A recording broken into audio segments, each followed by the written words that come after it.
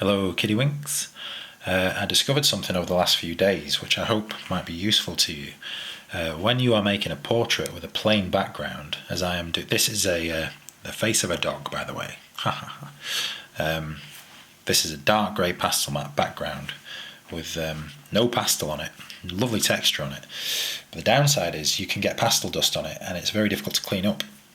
So a solution that I have used in the past is frisket film, which I believe is plastic, so I use it sparingly. I've had a roll of it for about 10 years and I've barely got into it really, and it's quite a laborious thing for what you're trying to achieve, figuring out the outline and then sticking it down, and then also any pastel could get underneath anyway where it doesn't stick down properly.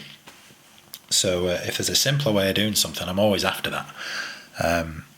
Purely for the sake of demonstration, get that in focus. I'm going to use this. I'm making this very easy on myself. This is an almost dark grey pastel matte shade, but you can see clearly that there's a whoopsie there, and accidentally on purpose, bit of pastel that's got on there. And the very first move I would make is to try and erase this with a putty rubber. It makes kind of light work of it. By the way, if you don't manage to remove all the marks in one go, change the direction that you're erasing and that'll sort you right out.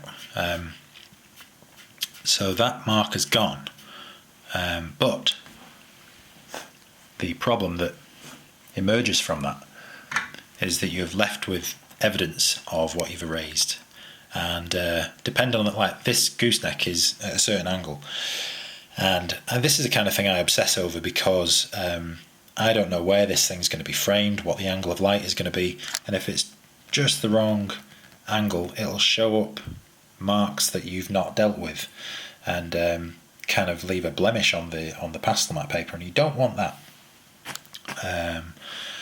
And so the first time that I discovered that, I'm going to make a noise here, sorry, it's maybe a bit easier to see, was on a portrait that I'd finished, and I tried to rectify these marks by using more putty rubber to try and rectify it, and I just kept spiralling outwards and I just had marks all over the paper, which I was kind of ashamed of.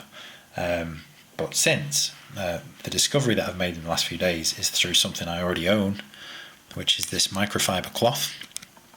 I use this to clean up after realistic reenactments of the Battle of the Boyne, and also pastel drawings. I just clean the workspace. But here, if we can just kind of like go over this very broadly. Camera metering is going to be off while I do this. This is a disadvantage of using a digital camera. That and I'm sure there's a bit of a hiss to this. We don't have Dolby surround sound, not in this studio. But in a matter of moments, we've managed to get rid of that mark, and it's once again a uniform, lovely, clean surface, and that is through microfiber cloths. So if you don't own one of these, I'd say blimmin' well go out and buy one anyway, because you need to clean your windows now and again anyway, don't you? Hope it helps. Cheers.